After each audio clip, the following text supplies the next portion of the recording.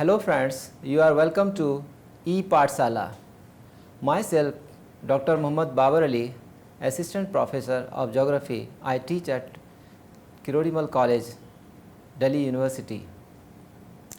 Today the lesson is on marine resources for livelihood, that is at global, regional and local level.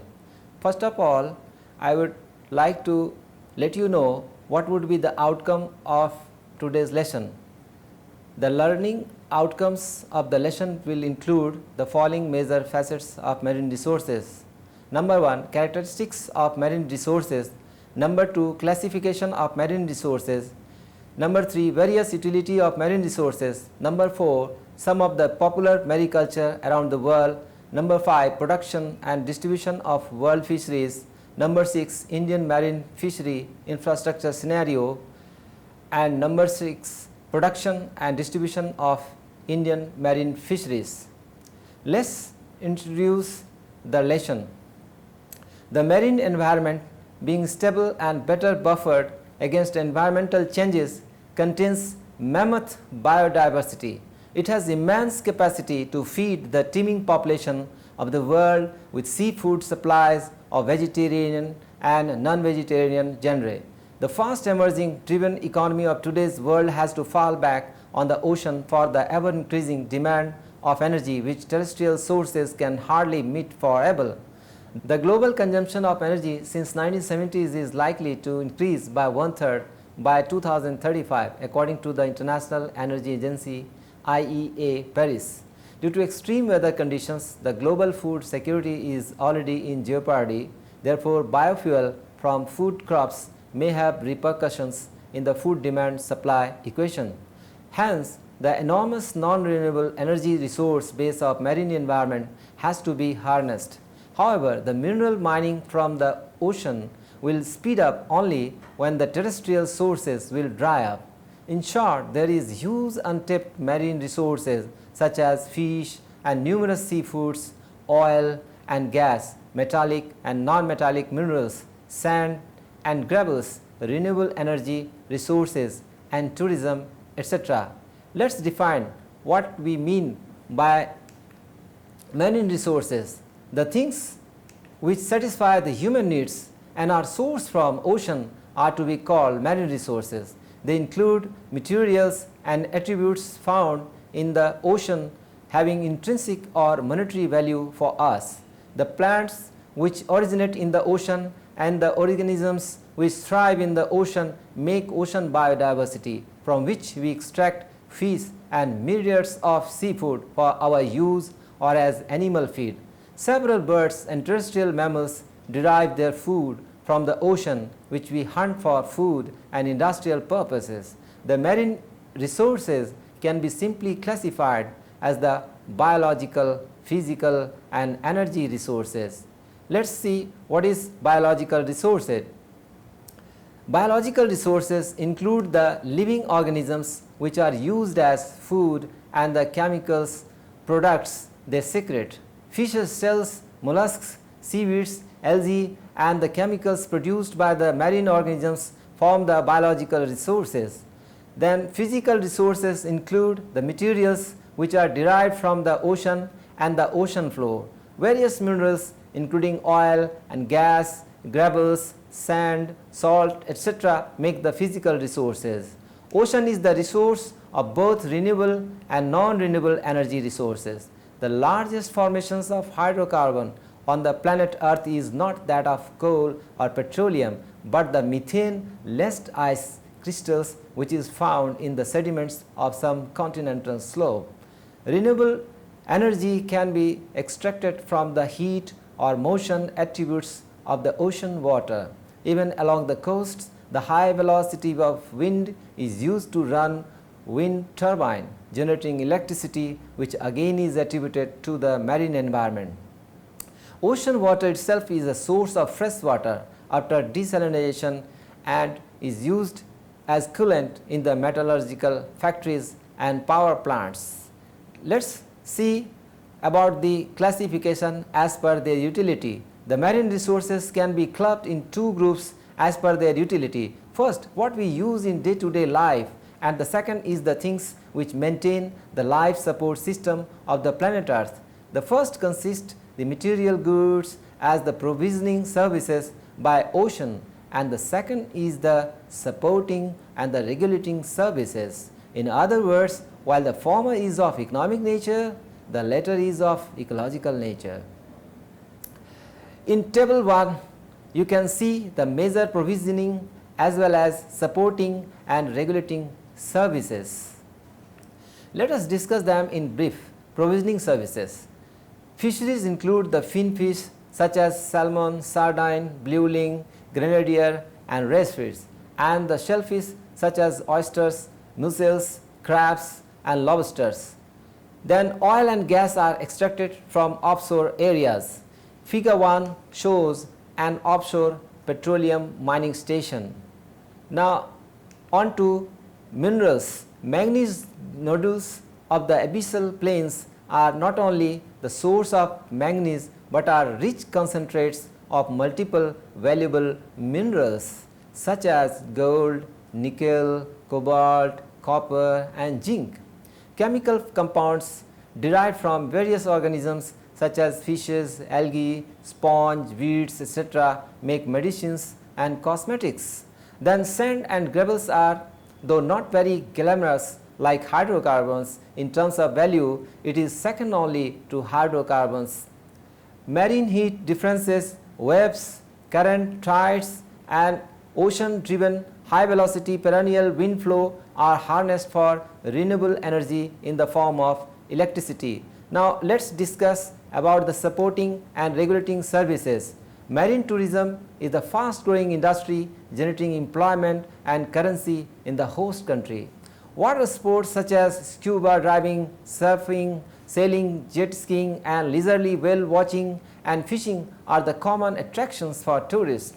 Then waste disposal, absorption and detoxification are important regulating services as marine organisms store, bury and transform many waste materials through assimilation and chemical transformation either directly or indirectly. Scientists are working now on the idea to capture and store carbon dioxide as liquid or solid under the sea to mitigate the climate change. Marine habitats with rich coral reefs support biodiversity which allow us to harness the fishes in abundance and they make excellent tourist spots. Nutrient cycle is another aspect of importance. The storage and maintenance of nutrients are done by the organisms which live in the marine environment.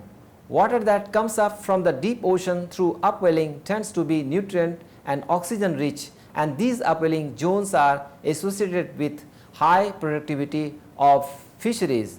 Though the natural carbon sequestration and storage process, it also provides the climate regulation service. Now let us discuss about the marine resources around the world. Around a third of the oil and gas extracted worldwide comes from the offshore sources. A unique combination of high quality protein and vital nutrients make fish an invaluable food. It is the most important protein source in many developing countries. Fish consumption is highest in China as well as in Western industrialized countries. About 90% of the global fishery activity occurs in coastal waters. They are the place where more than 45% of the world's population lives. About 75% of the mega cities with populations over 10 million are located in the coastal areas. The global shipping provides a dynamic world market wherein tankers, bulk carriers and container ships leave behind them the other means of world transportation. Especially the containerization has revolutionized the global cargo shipping. Now regarding the distribution of minerals, methane hydrates are solid ice-like compounds found on the ocean floor. Experts believe they contain 10 times more gas than is available in all the conventional deposits. Metals are found mainly in 3 types of mineral deposits: manganese nodules, cobalt crusts and massive sulfides. The manganese nodules can be of the size of a potato. There are 4 major areas of manganese nodules worldwide, the largest being the Clarion-Clipperton Zone (CCZ) in the Pacific in an area equivalent to the size of Europe. Massive sulfides are of great interest because they contain high levels of gold and silver. The deposits in the Bismarck Sea near Papua New Guinea appear to offer great potential. Now, let us discuss about the distribution of fish. The world fish capture production in 2015 recorded 81.16 million tons, which was largely marine capture, accounting 86.69%. The spatial pattern of the catch distribution is concentrated in the Pacific Northwest and the Pacific Western Central, amounting 34 million tons. Beyond Pacific, it is the Atlantic Northeast reporting high catches of 9 million tons. The Indian Ocean recorded 11 million tons of marine fish catches during the same year of 2015. Now, table 2 shows the world marine fish production by oceans for the year 2015. In country-wise distribution pattern, China dominates with a reported marine fish catches of 15,000 tons, which accounted 18.87% of the world catches in 2015. Indonesia is the other country from Asia surpassing the USA. In the table 3, you can see that 80.1% of the world marine catches were reported from only 23 countries. Let us examine mariculture as livelihood now.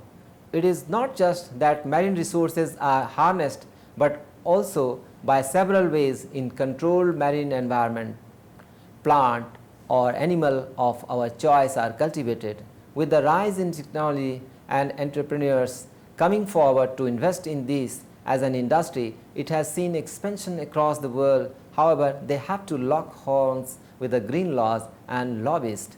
In Central California, till 1960s, seaweed was cultivated along the coastline on the cliff, where it was very much popular among the Chinese because they love weed as very important food. In India, seaweed is mainly produced in the east coast, that is Park Bay, and on the intertidal and subtidal regions of Gujarat. In India, in 2009, the production was 865 tons of dry weight. Abalone as seafood is farmed along the San Francisco coast since 1968. The baby oysters are placed in perforated trays hanging in the water until they grow to maturity. Lobster is grown in clean and food-rich marine water in hatcheries hung into the water by bios. Let's now discuss the marine livelihood dependence. The population living in the contiguous area along the coast, that is less than 10 meters above sea level, low elevation coastal zone, that is called LECZ, are dependent most for their livelihood on the marine resources. The UN compiled data on this aspect reveal the fact that smaller, insular and mostly developing countries make the list when we include only the countries having at least 1/3 dependence of population from this zone. The population in the LECZ depend on fishing and fishing related operations like aquaculture, mariculture, industry, workers in marine based factories, marine transportations, recreations, etc. Maldives is the only country reporting 10% population having marine employment support. Since higher dependence has been reported from the developing countries, it could be said safely that marine matters most in the life of poor. The labor-intensive employment generation by ocean has supported high population density all around the world in smaller economies, all along sea coasts. However, India reported poorly in this regard with a population share of respectively 10.46, that is for urban population, 4.48% for rural population and 6.72% for the total population in 2000. In figure 2, you can see the indigenous ways of fishing of India. Marine resources in India. According to FAO, India was the second largest producer of fish, including the marine fishes. with an export value of 30,000 crores during 2013-14, according to the Ministry of Agriculture, Government of India, with an exclusive economic zone of 2.02 million square kilometer. She has been continuously harnessing its vast potential, which is indicated in the fact that from 0.75 million tons in 1950-51, the fish catch reached to 9.58 million tons in 2013-14, of which marine fish accounted 36%. In figure 3, you can see Indian marine fishing operations. India has good backup of marine resource infrastructure. In this regard, let's discuss the facts which are very much positive for the development of marine resource in India. The only subcontinent in the world, India opens into ocean in 3 sides. This entails her to harness the huge potential of marine resources in the large aquatic territory under its command. With the coastline of 8,129 km, the exclusive economic zone of 2.03 million square kilometers, the continental shelf of 0.506 million square kilometers, and the brackish water spreading in 1.2 million hectares, the prospect of fishing is enormous in India. This has resulted over the years a huge army of manpower well spread in over 3,600 fishing villages to harness the marine fishes. Table 4 shows at a glance the marine resource scenario of India. The East Coast account larger exclusive economic zone than the West Coast. During 2013-14, the marine fish accounted 36% of the total production. In the light of saturation in inland fishing in India, there lies opportunity galore to expand the marine fishing drive. India has 9 maritime states and 2 island territories. Figure 4 shows the exclusive economic zone of India, wherein it can be seen why the West Coast is 2/3 times more productive than the East Coast. In 2010, the country reported a total of 1,537 landing centers for handling of marine fish. The fishing folk of 40.56 lakh living in 3,432 fishing villages were having 8.74 lakh fisher families. In Tamil Nadu, 2 lakh fisher families comprises 8 lakh members earn livelihood in fishing, while highest coastline endowed Gujarat leads in production with, however, lesser engagement of manpower, that is about 3 lakh. Indian law regulates the fishing calendar and the designated distance from the coast within which only the non-mechanized boat having fishermen will operate. This is done for ensuring the livelihood of the traditional fishermen. In the East Coast, from 15 April to 14 June, and in the West Coast between 1 June and 31st July for 61 days, fishing is not allowed. Now, why this regulation is there? Because the fish has to be given some time for their growth. That way we can have continuity in their production. Now, let's discuss marine fish production and distribution in India. The marine fishery of India is on the rise, which is shown by the data for 2005-06 and 2013-14. Between this period, the production rose by 22.27% from 2,816 to 3,443,000 tons. Among all the marine states, 2 states, Andhra Pradesh and Karnataka, recorded the highest 100% jump in catches. At the same time, 2 states of Kerala and Odisha have faltered too, with, however, slight downside catches. The table 5 and figure 5 show how the marine production across the states of India, from the top producer of Gujarat to Goa, there is almost uniform decrease in the quantum. Now, let's discuss about the brackish water based livelihood in India. In India, it is in practice for long in various, that is man-made impoundments in coastal wetlands of West Bengal, and Pokali, the salt-resistant deep-water paddy fields along the Kerala coast. Tidal water with all assorted fish and shrimp seed is allowed to enter through sluice gates during spring tides. Now, let us discuss about the brackish water aquaculture in India. It is concentrated around the giant tiger prawn as the single most important species. Mariculture in India is limited to the farming of mussels and edible oysters undertaken in some coastal region of Kerala over the years. Further, like tissue culture of marine pearls, hatchery techniques for lobsters and ornamental fishes have shown great potential in expanding the marine livelihood base of the country. The commercial production of oysters in India started during the late 90s, which reached to 2,400 tons in 2008. Now, let us discuss the future ahead and the gap in the utilization of marine resources. The United Nations proposed 2021 to 2030 as the International Decade of Ocean Science. This is for there is no internationally agreed methodology for estimating the economic value of services the ocean provides to humankind. Science is yet to meaningfully evaluate the cumulative impacts of climate change, marine pollution and other anthropogenic stresses on the health of the ocean ecosystem. 99% of habitable marine areas are yet to be covered for the basic biodiversity knowledge we require for effective management. Till now, we have mapped only 5% of the ocean floor, and of which only 1% has been gridded at high resolution.